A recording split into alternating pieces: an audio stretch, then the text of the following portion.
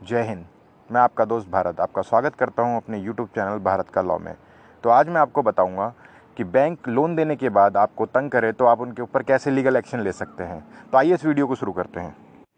जैसा कि हम देखते हैं, आजकल बैंक पहले लोन देने के लिए बहुत फोर्स करती है, आपको कॉल करती है, पर एक बार जब आप उनसे लोन ले लेते हैं और किन्हीं कारणों की वजह से आप अगर EMI देने में, ड्यूज़ देने में मिस कर देते हैं उस डेट को, तो वो आपको कॉल करते हैं, तंग करते हैं। तो इसके बारे में मैं आपको कुछ बातें आज बताने जा रहा हूँ।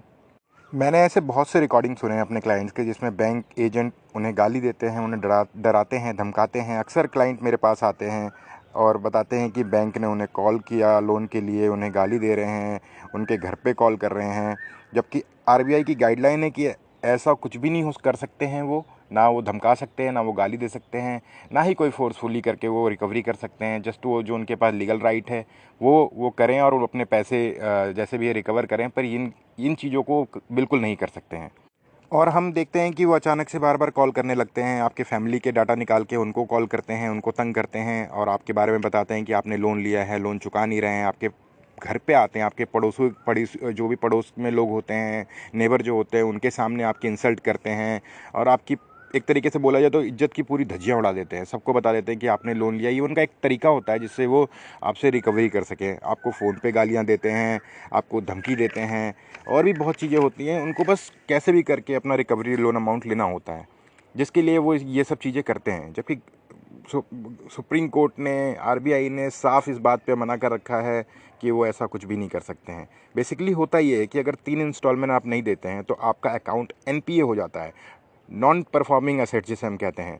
लेकिन उसके बाद भी इसमें कुछ चीज़ें हैं, जैसे मान लीजिए आपने रीपे नहीं किया लोन, तो फिर बैंक क्या कर सकती है, ये बात मैं आपको पहले बताता हूँ। जैसे मान लीजिए आपने गोल्ड लोन लिया है और आप पेमेंट नहीं कर रहे हैं गोल्ड लोन का, तो वो आपके गोल्ड को बेच देगी, ठीक है, और रिकवर कर लेगी उससे पैसे। बाकी जो अमाउंट बचेगा उसके लिए आप पे वो केस करेगी, आपसे बाकी का अमाउंट लेगी। होम लोन लिया है तो आपके जो भी होम की कीमत होगी, जो भी आपका घर की कीमत होगी, उसकी नीलामी करेंगे, उससे वो रिकवरी करेंगे। उसमें भी वो क्या करते हैं कि मान लीजिए आपने 50 लाख का घर लिया है, अब उन्होंने जो आपको लोन दिया है उससे वो घटा के उसे बेचेंगे। ये सब भी अंदर बहुत झोल होता है। बहुत कुछ करते हैं कि जितनी वैल्यू होती है उससे भी कम वैल्यू में उसको बेच देते हैं वो घटा के। और आपको लगता है या सबको लगता है कि भाई वो कम में बिका है, लेकिन आप कुछ कर नहीं सकते हैं क्योंकि आपकी कंडीशन ठीक नहीं है। मान लीजिए आपने व्हीकल लोन लिया है, अपने वाहन के लिए लोन लिया है, तो आपके वाहन को वो एक टाइम के आने के बाद आपकी गाड़ी को, बाइक जो भी है उसको अपने पोजीशन में ले लेंगे, उठा लेंगे उसको, और आप कुछ कर भी नहीं पाएंगे। उठा के बेच भी देंगे और बाकी ये दिखा देंगे कि आपके ऊपर और भी अमाउंट बनता है उनका। ऐसे ही पर्सनल लोन में तो कोई सिक्योरिटी नहीं होती है, कोई भी आप कुछ जमा नहीं करते हैं, बस आपके गारंटेड होते हैं। तो आपके गारंटेड को तंग करेंगे, आपको गाली गलौज करेंगे, आपके साथ आपके घर पे आएंगे।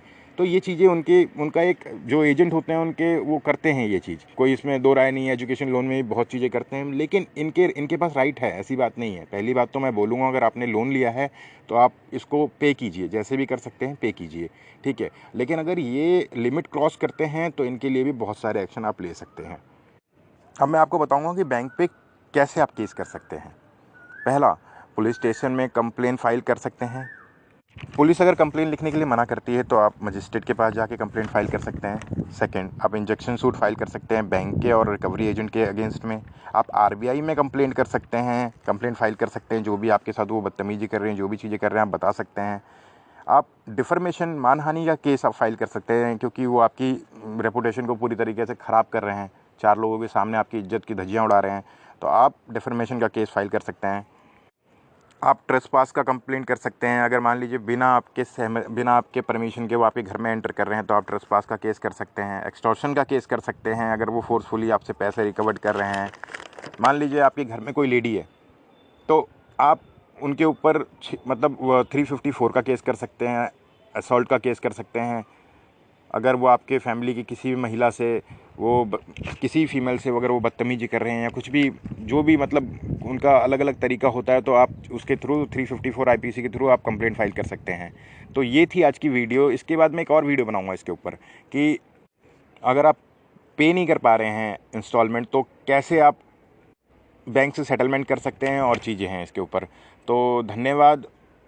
आपको अगर वीडियो पसंद आई हो तो प्लीज़ लाइक कीजिए, शेयर कीजिए, सब्सक्राइब कीजिए। और अगर कोई आपकी पर्सनल प्रॉब्लम है या मान लीजिए बैंक से या कहीं से भी कोई रिलेटेड, तो आप प्लीज़ मुझे कमेंट बॉक्स में कमेंट कीजिए। मैं आपको अपना कॉन्टैक्ट नंबर दूंगा, आप मुझसे कॉन्टैक्ट कर सकते हैं।